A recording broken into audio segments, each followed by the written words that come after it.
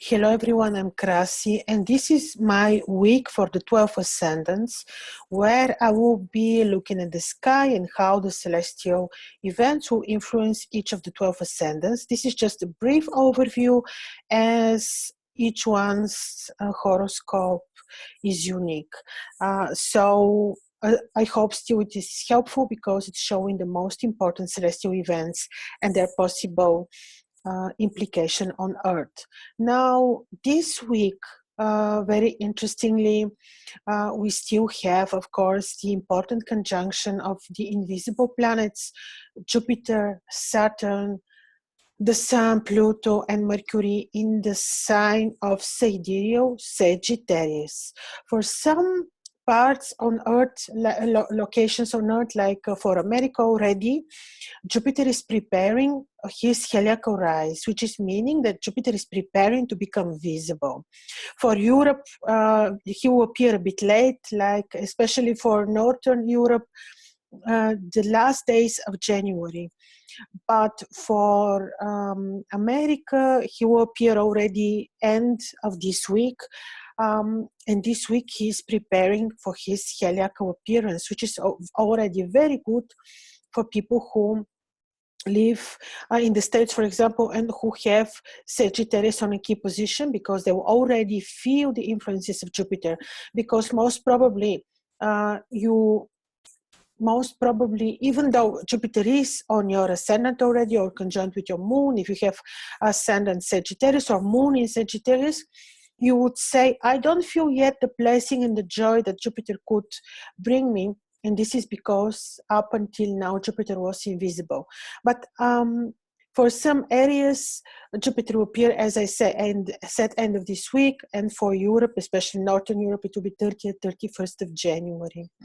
So this is an important celestial event. Another is that already Wednesday this week, the Sun and Mercury are entering Capricorn. Mercury will remain invisible, but he will be in Capricorn. And in Capricorn, Mercury is not badly placed. He is invisible, but he is in his own triplicity because he is ruling Virgo. In Capricorn, he is very organized. He's structuring the mind. He could be influencing us exactly in terms of structuring our mind, structuring our knowledge, reorganizing our activities, plans, houses, everything. Now, also this week, we are seeing the exact, especially 13th of January still, we see the exact conjunction between Saturn, Sun, and Pluto. This is very important conjunction. Historically, it was also happening as conjunction that would result in not auspicious, positive events on governmental, on political, worldwide, mundane level. I have separate video on this conjunction, and this conjunction in the past wouldn't result in positive events. Even it was known that some of the kings, presidents in the 80s would die as a result of this conjunction. It is not good, and it can mean some events on the political scenes that happen behind our vision. Look at my video, which is exactly on this topic if you're interested. Another beautiful thing is Venus in the sign of Aquarius, and she has significant rulership and dignities there because this is her own triplicity sign, and also because for our era, Venus is not badly placed in the sign of Aquarius because her ideal exaltation place, of course, is Pisces, but for our era, due to the point of the vernal equinox, Venus is kind of either exalted, we can say, or beautifully emphasized, placed well in the sign of Aquarius, where she's very spiritual, very, very fine, and lofty, if you want. She's an evening star. She would feel better and more in her place if she would be, of course, in Pisces, for example, but also in Aquarius. She's beautifully placed, but a bit more lofty than romantic, a bit more spiritual than romantic if you want. And Mars remains in the sign of Scorpio, where he was also during the eclipse. And we are still, of course, under the influences of this eclipse, which was ominous and not auspicious, but eclipses we have all the time, so let's not concentrate so much on this. So the timestamps will be, of course, under this video, and if you like to contact me in particular for your own horoscope, my contacts are also under this video. And also in the end of January, because for my longitudes in Europe, Jupiter is becoming heliacally visible and powerful in his own sign of Sagittarius, and will be culminated and with the moon in the first lunar crescent, and this is happening in the very end of January, when I will be making Jupiterian talismans, which can be done only one time in 12 years. So this is something amazing, and also linked to my very beautiful talismans you will find under this video. So let's start now with the 12 ascendants. So ascendant Aries, sidereal Aries, or if you follow in the tropical modern astrology, and you know that your ascendant is Taurus, then this particular analysis is for you. So for ascendant Aries, your ascendant ruler is still in the sign of sidereal Scorpio, where Mars is very much into depth, very much into research, seeking truth of with esoteric value. Mars, there can be about money that can be achieved through partnerships, can be also very esoteric and very secretive. Now, Venus is creating harmonious aspect to your ascendant, and which is very fine, which can be very positive for your gains. This week, Mercury and the Sun are entering your 10th house, which can create opportunities for you to structure your deeds, to structure your office, to structure your relationships with superiors. And if you live in the longitudes, like in America, for example, this week, end of this week, Jupiter is becoming visible in your ninth house. This is also a blessing in terms of knowledge, possible travel, possible communication with people abroad, and in general is very harmonious. The week is fine for your finances. You may travel. To negotiate is not very appropriate. Remember, we had eclipse quite recently, so I would say wait until the next lunar crescent will be seen next month. So in any case, the week is good for you, not dangerous. Just wait for better times if you like to start new business or have new beginnings. Okay, this was for ascendant Aries. Now we're looking at ascendant Taurus, sidereal, or if you're following the modern tropical astrology, we'll be looking at ascendant Gemini. Now for you, your ascendant ruler is on your 10th house, harmoniously aspecting you. This is good for your work, can be positive for communication and relationship with superiors, can bring peace into your work environment. Now, Saturn, invisible, and Pluto and Jupiter, who is preparing to become visible soon, are on your 8th house. With this, you're not directly feeling their powerful influences, but still they can be very positive for your esoteric knowledges, for the finances of your partners, for example, or finances through partnerships. The heliacal rise of Venus of Jupiter on your 8th house can be something very positive. Mars is on your 7th house. There he's in his own kingdom, so he's not bad, but still, because he's aspecting Venus, this can be emotional for you, can be emotional for your private life. And Mars on your 7th house will say that you may need to be a little bit patient and cautious and loving with your partner, with your romantic partner. Other than that, this week is not very appropriate for new beginnings, neither is appropriate for surgeries. However, your work environment is fine. Financially, the week is also not bad.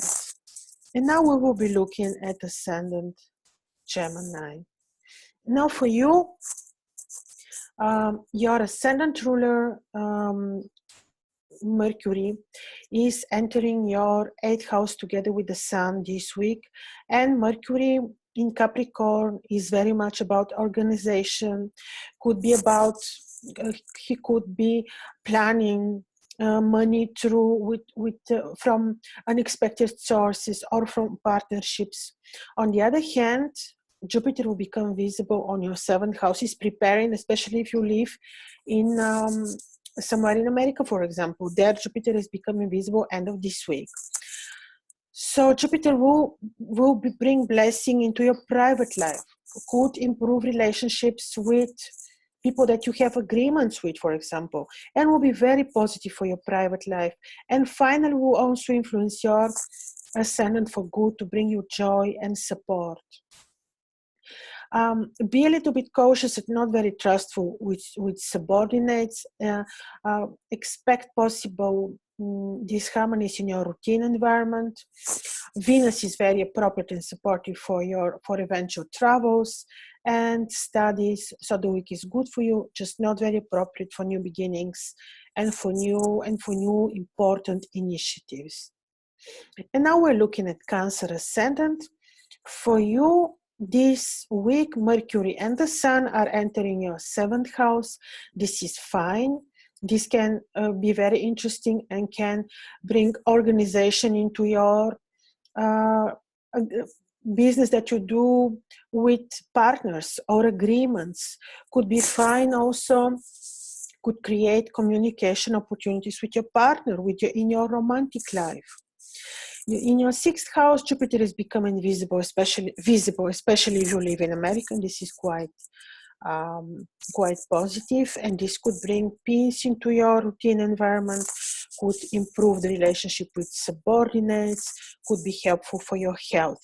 This week is a bit to be aware from the Pluto-Saturn conjunction on your 6th house and to be cautious with your health. Venus is is now in your 8th house. This could be positive for the finances of your partner, for example. The fact that Mars is creating aspect with Venus can work a bit on your emotions, so be patient with the people that you love, be patient with children, be a bit attentive with children, use your intuition. The week is good. I explained you a little bit the weak points. This week is not appropriate for new beginnings, and is also not very appropriate for important new initiatives, because very recent we had the eclipses, which are not very auspicious events, and we need to be patient until the influences are completely calm. Okay, and now we're looking at ascendant Leo. Now your ascendant ruler now is entering your 6th house, where he will be emphasizing a bit on your health. Together with Mercury, he will be entering your 6th house. This would bring some activities in your routine environment, possible communication with subordinates. Venus will be supporting very much your private romantic life from your 7th house, will bring you joy, will bring you good financial opportunities, for example, but can also make your life a bit too emotional because of the powerful aspect of Mars, who is very well felt, very potent from his kingdom Scorpio on your 4th house. Be a little bit cautious with superiors at work, be patient at home with parents, with the people that you love. Jupiter, especially if you live in America, becomes visible from your 5th house, and this is very supportive also for your finances, for the knowledge that you would like to gain, for your studies, and could be also positive for relationship and communication with children. Still, because of Saturn-Pluto conjunction on your 5th house, be attentive and cautious with children also this week.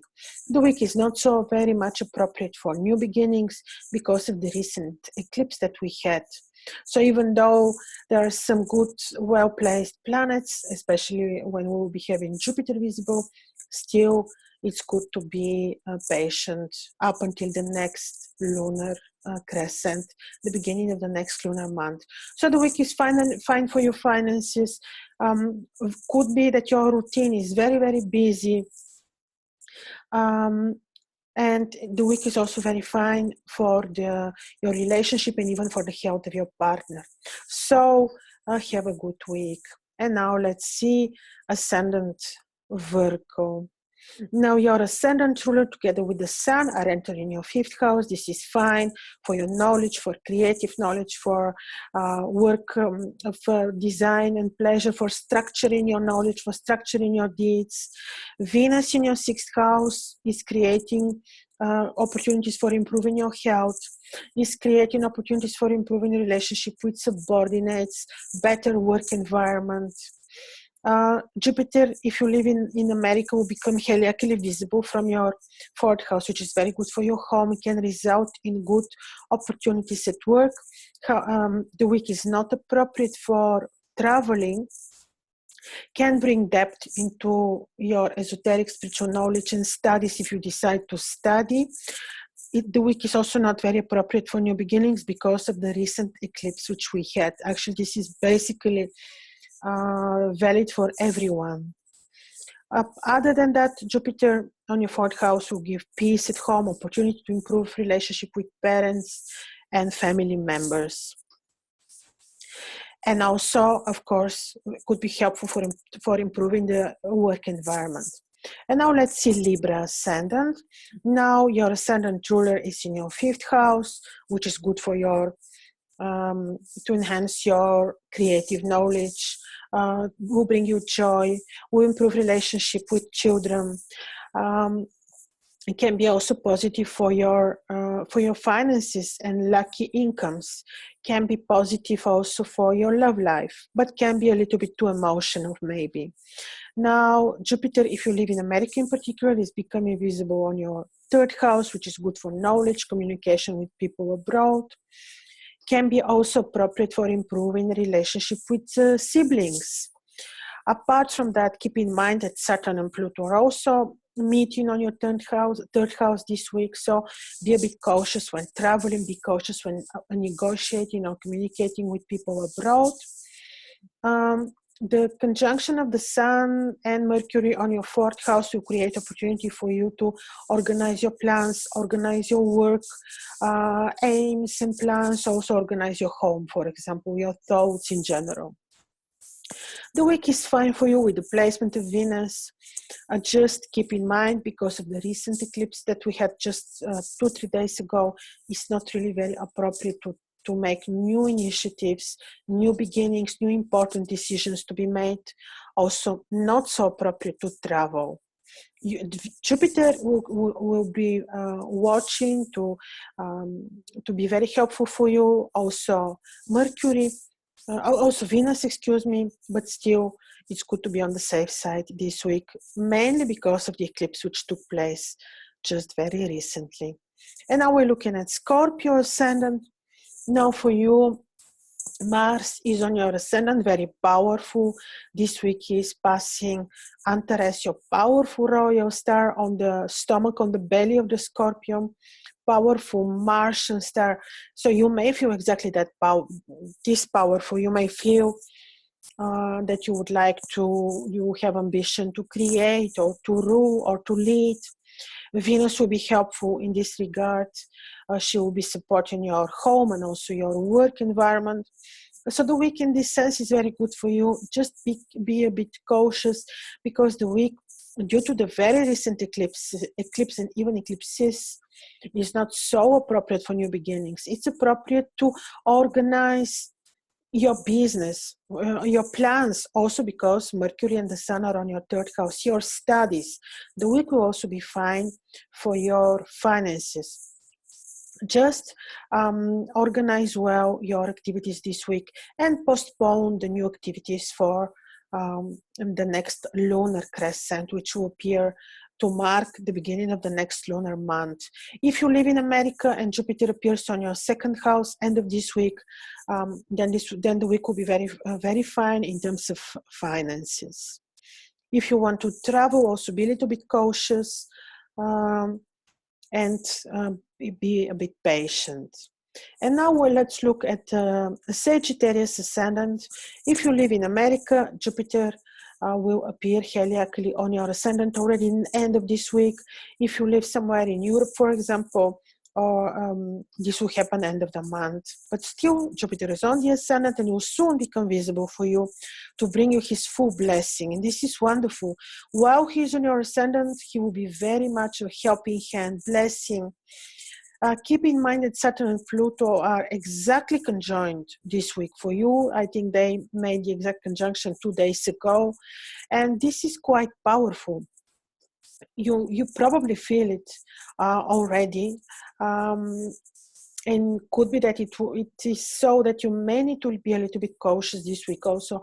But if Jupiter rises heliacally for you to be visible on your ascendant, then he will be the savior for everything, and you will really feel his influences. On the other hand, Mercury and the Sun are on your second house to help you financially, to help you organize your finances, to help you organize your work. Venus on your third house is aspecting the ascendant, supporting the 12th house Mars, and this is supporting for your health and can create possibilities to win over enemies. The week is not so appropriate for new beginnings and not so appropriate to travel, just because of the eclipse which took place just very recently. But actually with the placement of Venus on the third house, I think that you will not have problems to travel. So this was about Sagittarius. Now we're looking at Capricorn ascendant. Now for you this week, the Sun and Mercury are entering your ascendant. This is quite fine because Mercury on your ascendant will especially when he is ruling your 9th and your 6th houses, will help you to organize your routine environment, your philosophical belief system. So in this sense, this is very nice. And it is quite good aspect with Mars from your 11th house, who it's very, very